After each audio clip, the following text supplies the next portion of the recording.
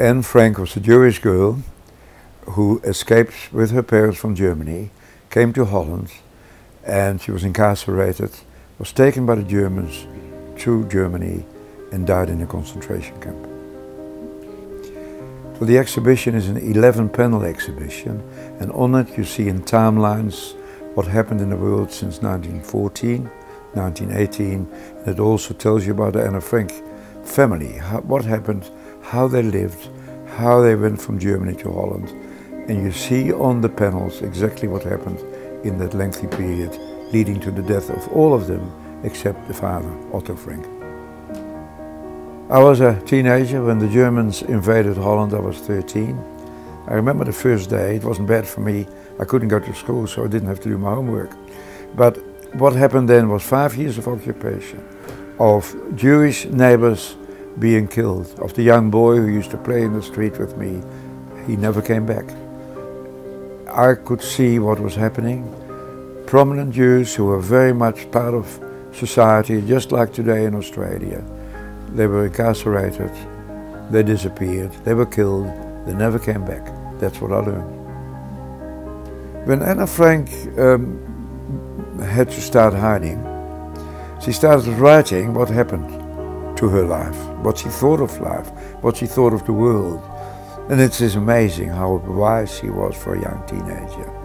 When Anne Frank was in the building where she was hiding with her family and some other people were hiding, all she could do is continue to live, write her diary.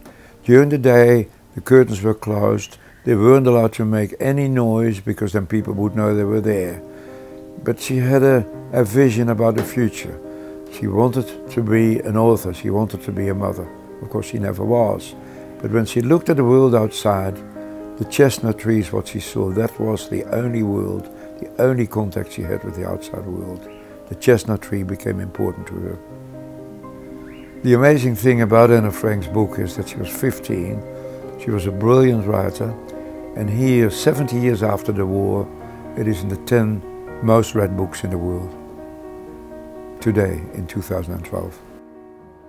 The exhibition is an international traveling exhibition, and it was established because more than 1 million people visit the Anne Frank house in Amsterdam each year, and it's only a small house.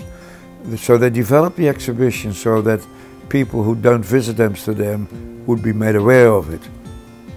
It's been in 55 countries. It had not been to New Zealand. It had been to Australia 9 years ago in a more simple form. It's been developed a great deal, and of course there are many new young people that haven't seen it. My role really is very insignificant. The significant person in all that is Anne Frank and all the young people that were killed, 1.5 million children were killed during the Holocaust. My role is to bring it together, to get it into the museums, to get the funding. I think from an emotional point of view, it's very strong, because here we see a young woman, a courageous woman, a woman with ideals, and you see how her life was cut short as a result of this brutal Holocaust.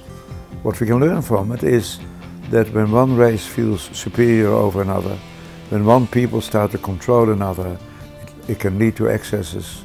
The result of that can be a genocide. We've seen it in the Holocaust, we've seen it in Cambodia with the Khmer Rouge, we see it in Africa. And young people must know the importance of us treating each other right, of equality and human rights.